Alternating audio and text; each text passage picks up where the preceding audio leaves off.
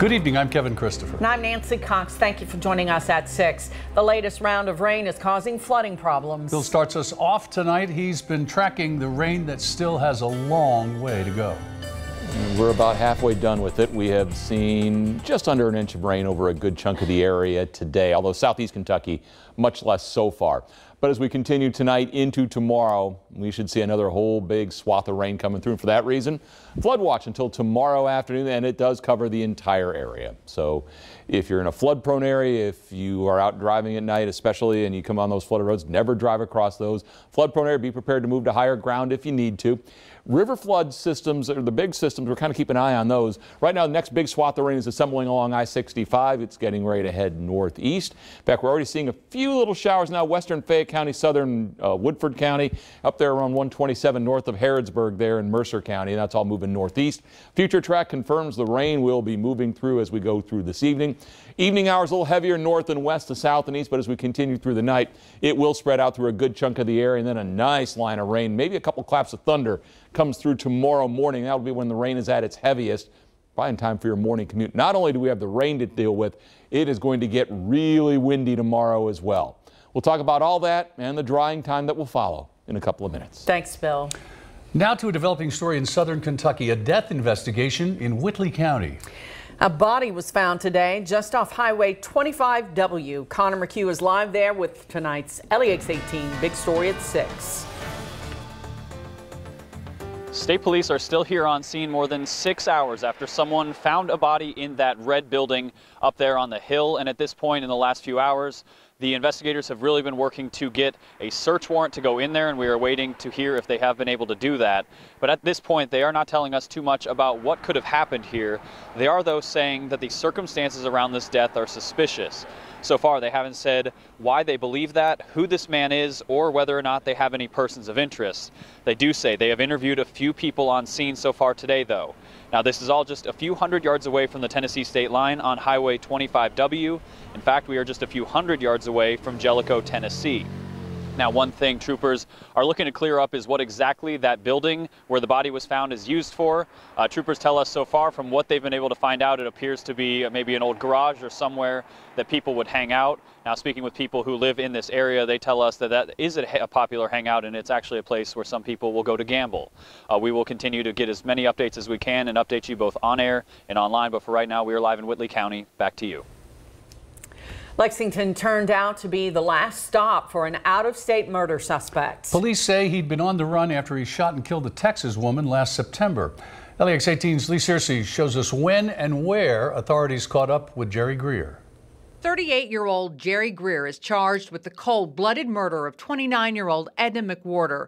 Police around Houston say the two got into a fight outside a nightclub last September when Greer allegedly shot McWhorter in the chest.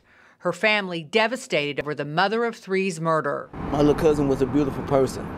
He didn't have to take her. He didn't have to take her. More than 700 miles away from Harrison County, Texas, Lexington police say Greer ended up here at the La Quinta Inn off Stanton Way. Saturday, they received a tip Greer was staying here. For us, we didn't want to bust in the doors or anything like that. We on these type of incidents, we have time. So for a little more than 2 hours, officers staked out the inn Saturday afternoon, waiting for Greer to leave. Then sure enough, around 3:30, he strolled out of the hotel and was greeted by roughly 10 officers. We tried not to alarm him, to let him know that we were there. So, and for him, it was just another day. So he was walking out to go to the car, and here we are when we approached him and was able to take him without incident. It's unclear how long Greer had been staying here, but a hotel worker told us off camera the room was booked under another person's name. Greer's life on the run ended right here in Lexington. Covering the news, Lee Searcy, LEX 18 News.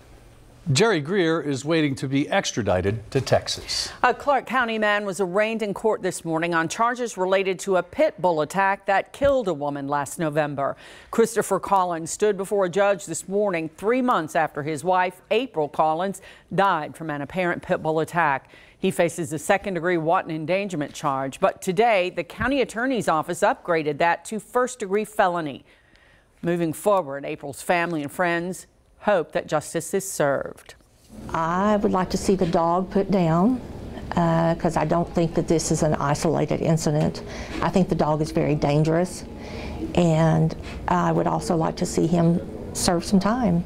Christopher Collins will be back in Clark County Court February 7th. Crews in Kenton County have begun installing a floodgate to hold back the rising Ohio River. According to the Public Works Director, it'll take about 10 hours to install the gate, which will be placed at the Madison Overlook. The latest forecast from the National Weather Service calls for the Ohio River to rise to moderate flooding stage of 56.3 feet tomorrow into Wednesday morning. The river will slowly fall but remain above flood stage into Friday morning.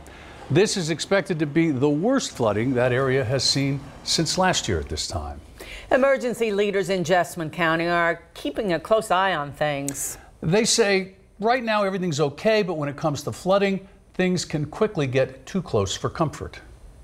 Some areas that are prone to flooding are already seeing water ponding on the streets, and with more rain on the way, neighbors expect this situation to only get worse. They say the water pools up in yards and driveways, and it can get deep quickly.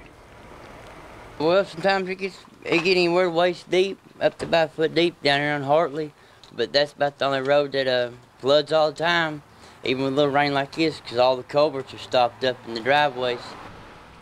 However, emergency management officials say as long as the rain stays steady and not torrential, the county should be able to avoid major flooding. Old Friends Farm in Scott County is a place where thoroughbred racehorses go to retire and be celebrated once their days on the track are over. And now a Bardstown company hopes to help honor the horses once they pass away at the farm. LEX 18's Tiffany Jackson shows us how. Thousands of people visit Old Friends Farm every year, and all of their donations go to the retired thoroughbreds to make their final days as relaxing as possible. Throughout most of their lives, we need them. We need them to perform on the racetrack. We need them to perform in the breeding shed. We need them to make money. We need them to do a lot of things, because without them, there's nothing. But at the end of the day, when they need us, then we're there for them. Two recent visitors decided they wanted to do something different with their donations. This grant, it's unbelievable. Pat and Shannon Spalding are using their business, Kentucky Monument, to donate headstones for the horses who finished those final days at Old Friends Farm. When they decided that they were going to really step it up and start to provide headstones for all of our horses, it was huge. Michael Blowen is the president and founder of Old Friends Farm. He says some horses have headstones donated by previous owners or fans, but the ones who don't get a wooden marker. He says it means so much to him to now be able to do more. I'm hoping that eventually, because of the Spaldings and their extraordinary generosity, that all of these horses, that each of them deserves a headstone, and they'll all have a headstone. It'll be a really great final tribute to these magnificent athletes. Covering the news in Scott County, Tiffany Jackson, LEX 18 News. A Nicholasville man charged with setting fires at a Lexington commercial building twice over the past 3 months will be arraigned on Wednesday at 1 o'clock. 30-year-old Gregory Casey is charged with second-degree arson and third-degree burglary. Police used cell phone records and video surveillance to connect him to fires at a building that houses two businesses on Brentwood Court. The first fire broke out December 2016. The second happened this past Thursday. A car break-in leads to fraudulent credit card use, but that's only a small part of what has police concerned about this crime. Michael Burke has more about the other item which was taken from that car in this week's LEX 18 Crime Stoppers. What's become an all-too-routine car break-in during the overnight hours has Lexington police on high alert this time. Right after they stole the credit cards, within just a couple of hours, he was already using those credit cards at the Kroger on Lowry Lane, and then also here behind me at Meyer on Reynolds Road. But that's only of minor concern to police now when compared to what else was taken from that vehicle, the car owner's gun. They know that there's always going to be a market out there for firearms, and again, it puts police officers and civilians' lives in danger, because that's one more firearm out there on the street in the hands of somebody that shouldn't have it. Legally purchased and registered, so that's the good news. We'll know the serial number, the make, model of that firearm, where it was manufactured. We know everything about that gun. But they'll first need to talk with these people to find out where that gun might be now. It's a common recurrence, and common sense would help alleviate a potentially dangerous situation, if not a tragic ending. If you have a gun in the car that you need to go ahead and take that out and take it inside with you, you're going to remember that that gun is in that vehicle or anything else of value. The victim of this theft had his hidden. Clearly, that didn't matter. They're going to go through your consoles, your glove box, under your seats, the pockets in the backs of your seats. They have time. Now they have someone's gun as well, or what's potentially worse, someone else may have it.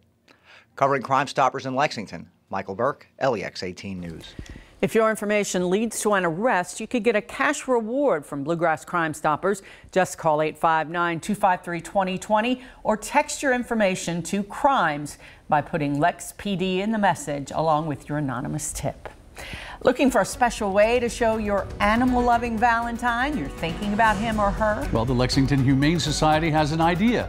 That story's ahead when LEX 18 News at 6 returns.